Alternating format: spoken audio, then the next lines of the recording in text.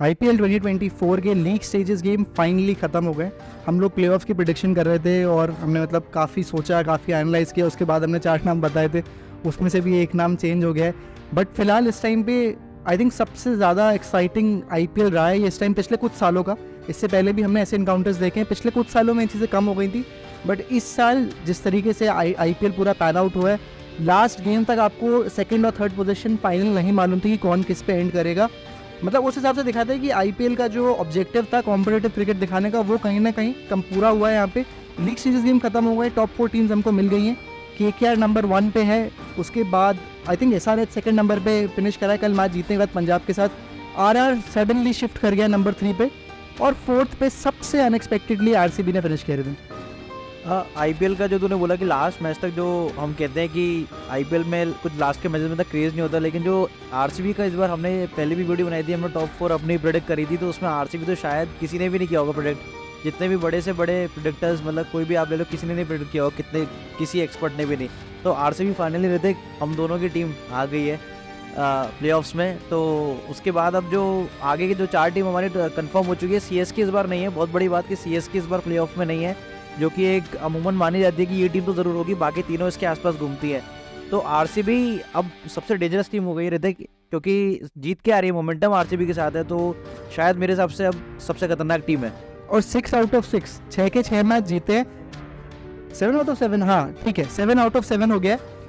लेकिन सबसे इंपॉर्टेंट, जैसे रिदम ने बोला कि जब हम लोगों ने भी प्रेडिक्शंस किए थे, आरसीबी का नाम हमने प्रेडिक्ट नहीं किया था, क्योंकि उस टाइम पे चांसेस 1%, 3% के आसपास थे उनके, क्योंकि जब केकेआर का मैच हारा तो कहीं ना कहीं चीज़ें बहुत, मतलब चांसेस बहुत कम हो गए थे।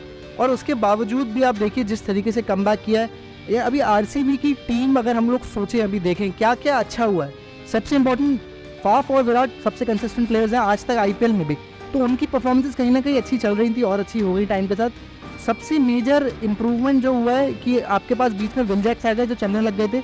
रजत पाटीदार ने पूरा ही मोमेंटम शिफ्ट कर दिया बैटिंग में, मिडिल ऑर्डर में करके। दिनेश तो अच्छा चल ही रहे थे, और उसके बाद बॉलिंग भी बहुत इंप्रूवमेंट हुई है। आपके पास स्पिनर नहीं था, तो करण शर्मा की इंप्रूवमेंट हो गई, स्वप्निल पाटिल पे आपको नए स्पिनर मिल गए लेफ्ट आर्म, उसके बाद यश दयाल की बॉलिंग इंप्रूव हो गई।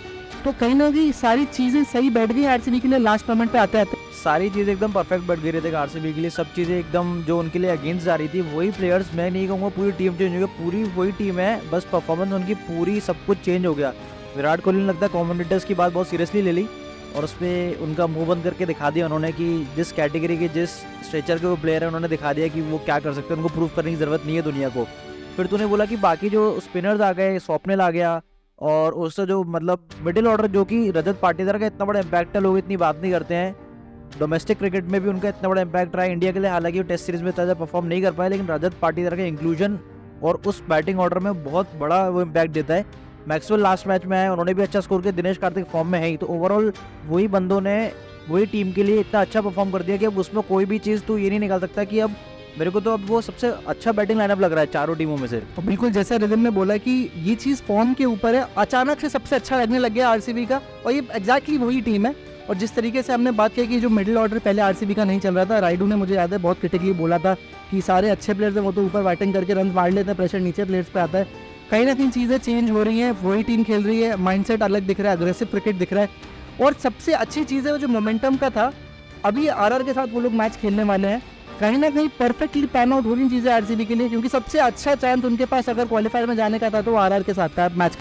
हाँ, मैं मतलब पर्सनली भी ये चाहता था कि आरआर के साथ हो, अगर हैदराबाद के साथ हो तो थोड़ी दिक्कत हो जाती, लेकिन आरआर के साथ मैच हो रहा था, थोड़ा उनके पास अभी बटलर भी नहीं है, और मैं कहूँगा कि उनके पास मोमेंटम भी नहीं है, वो हारते हुए आ रहे हैं, आरसीबी जीतती हुई आ रही है सारे मैच, तो ये बहुत बड़ा पॉजिटिव है। बड़ी कितनी भी बढ़िया कितनी भी स्ट्रॉन्ग टीम हो, लेकिन अगर आप जीतते हुए आ रहे हो तो आपका थॉट प्रोसेस अलग ही होता है।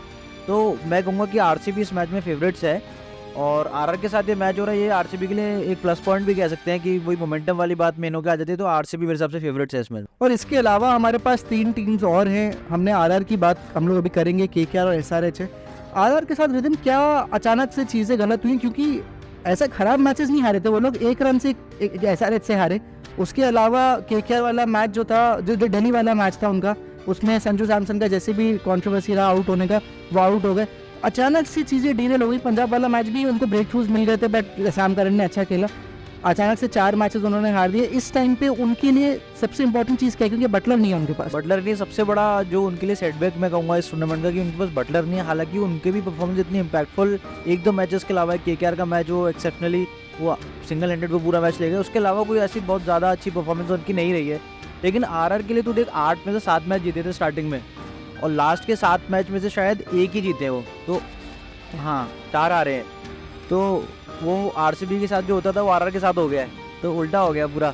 तो आरआर के लिए जो तूने कहा क्या बदला है, पूरी वही टीम है, ऐसा कुछ नहीं बदला है। सारा खेल मेरे हिसाब से थॉट प्रोसेस का है कि शायद कुछ ना कुछ तो अंदर गड़बड़ है कि क्यों नहीं परफॉर्मेंस बाहर आ पा रही है। टीम अभी भी बहुत स्ट्रांग है, टॉप 4 में तो ऑब्वियसली स्ट्रांग ही होगी, 3rd नंबर पे है, तो टीम बहुत स्ट्रांग है। किसी को भी हम आईपीएल में ये नहीं कह सकते कि ये टीम वीक है, बहुत हेल्दी कंपटीशन देने वाली है आरआर आरसीबी को, तो बहुत कांटे की लड़ाई हो सकती है ऋतिक। और इसके अलावा 2 सबसे डोमिनेटिंग टीम्स इस आईपीएल की स्टार्टिंग से कहीं ना कहीं अंदाजा हमको लग रहा था, एसआरएच और केकेआर। इन लोगों के पहले इनकाउंटर्स हुए। एसआरएच केकेआर का जो मैच फर्स्ट हमको याद है, क्लासिन बहुत अच्छा खेले थे, शहबाज अहमद अच्छा खेले थे, केकेआर के लिए भी रमनदीप, आंद्रे रसल, मतलब ये कहीं ना कहीं परफेक्ट क्वालिफायर जो होना चाहिए, डिजर्विंग कैंडिडेट्स हैं, टॉप 2 ये लोग दोनों डिजर्व करते डिजर्विंग थे। है, हाँ। और केकेआर वर्सेस एसआरएच, इसमें भी मतलब आपको ज़्यादा स्ट्रॉन्ग टीम क्या लग रही है? मैं सबसे पहले हम लोग एसआरएच से बात करेंगे, नंबर 2 पे हम लोग डिसेंडिंग ऑर्डर्स में जाते हैं।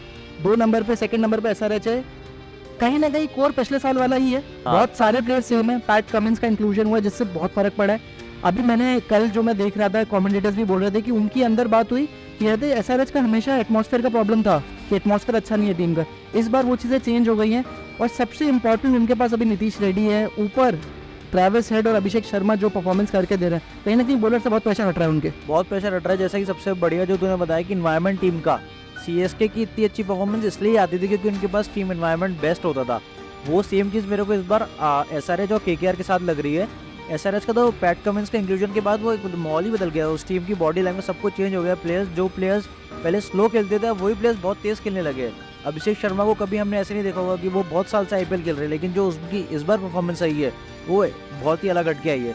तो मेरे हिसाब से टॉप 2 टीम दोनों डिजर्विंग है। दोनों क्वालिफायर 1 जो मैच होने वाला है शायद बहुत अच्छा मैच होने वाला है। बिल्कुल। एसआरएच और केकेआर, हम लोग एसआरएच की भी बात कर रहे थे, पैट कमिंस का इंक्लूजन कितना बड़ा रहा है, कैप्टनसी का रोल बहुत अच्छा है। मैंने एक चीज़ देखी है, वो मतलब प्लेयर को अप्रिशिएट भी उतना करता है। भुवनेश्वर कुमार के लिए जितनी रिस्पेक्ट उसके अंदर है, मेरे ख्याल में कहीं ना कहीं ये चीज़ है ना, परफॉर्मेंस प्लेयर की इंप्रूव करती है, खुद को आपको कॉन्फिडेंस ही बहुत मिलता है। मेरे को याद है अभी भी ट्वीट था, उसमें भूमि ने लिखा हुआ था कि उनका बर्थडे था जब, कि happy birthday PAT Cummins and all the best for the IPL and only for the IPL, not for the T20 world cup. और पैट कमिंस ने उस टाइम पे लिखा था कि मतलब मैं आपको बहुत विश करता हूँ इस चीज़ के लिए, आप जरूर मिलेंगे T20 वर्ल्ड कप में।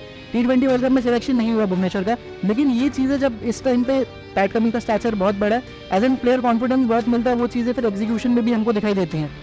और लेकिन मुझे इसके बाद बात करनी थी कि एसआरएच ने कल भी ट्रैविस हेड नहीं चले, उसके बाद भी 214 मजाक में चेस कर दिया। बाद भी उन्होंने मतलब 214 वाकई में ऋतिक ने सही कहा कि ऐसे चेस कर दिए, 214 कुछ होते ही नहीं है। बाकी क्लासिन जो उनके पास जो इंक्लूजन है, क्लासिन का इतना बड़ा इम्पैक्ट है, लोग उनको इतना, अभी उनका इतना नाम नहीं है वर्ल्ड क्रिकेट में, लेकिन जो उनका इम्पैक्ट है, तो 2023 वर्ल्ड कप में भी देख, जो साउथ अफ्रीका के लिए वो बीच में आके मारते थे, वो बहुत बड़ा इम्पैक्ट है। एसआरएच के लिए तो उन्होंने बीच में एकदम गेम ही बदल दिया, स्पिनर्स को जीने नहीं देते हैं, वो इतना बुरा मारते हैं, वो एकदम झापड़ सा मारते हैं स्पिनर को। और क्लासिन, अभिषेक शर्मा और उनका लास्ट में अब्दुल समद भी अच्छी फिनिश दे रहे हैं, हर मैच में अच्छी फिनिश देते हैं। फिर बॉलिंग में तो एसआरएच के पास पैट कमिंस, भुवनेश्वर कुमार आई, तो ओवरऑल बहुत बैलेंस टीम है। केकेआर की बात करना चाहूँगा मैं, केकेआर भी इतनी बैलेंस्ड है, बस फिल सॉल्ट का उनको रहेगा कि इंग्लैंड वापस चले गए वो अपनी टीम के लिए, तो बस ओपनिंग में मेरे को लगता है। बाकी ओवरऑल बहुत बैलेंस टीम है, शायद मेरे हिसाब से इस टूर्नामेंट में सबसे अच्छा बॉलिंग लाइनअप केकेआर के पास है।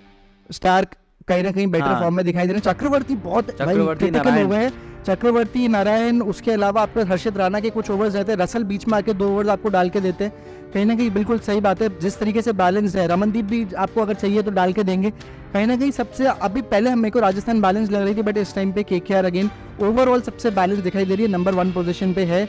कल का मैच होता क्या पता 21 पॉइंट से वो लोग खत्म करते हैं, ऐसा पॉसिबिलिटी थी, तो दिखाते कि क्या डोमिनेंस है। और केकेआर की हम लोग बात इस चीज़ पे एंड करेंगे, गौतम गंभीर सब लोग बात कर रहे हैं, चंद्रकांत पंडित एमपी के हेड कोच भी हैं रणजी टीम के, तो उनका इंपॉर्टेंस बहुत रहा है, उनका इम्पैक्ट बहुत रहा है।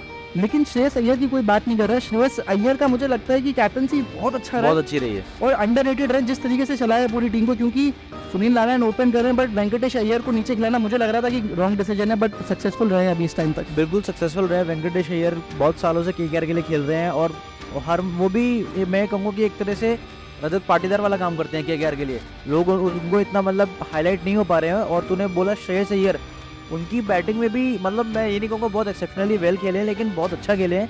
कैप्टनसी लोग उनकी बात नहीं कर रहे हैं और वो इतनी अच्छी कैप्टनसी करके नंबर 1 पे वो टीम एंड कर रही है। तो ओवरऑल केकेआर का परफॉर्मेंस बहुत अच्छा रहा। और मैं मेन ओवरऑल एक आईपीएल के बारे में बात करना चाहता हूँ कि आईपीएल मैं कहूँगा बेस्ट आईपीएल रहा है। अगर तू देख कंपटीशन वाइज इतना हेल्दी कंपटीशन रहा है। आखिरी मैच तक चारों टीम हमको पता नहीं थी और T20 क्रिकेट एक्चुअली होता क्या और आगे कैसे खेला जाना है।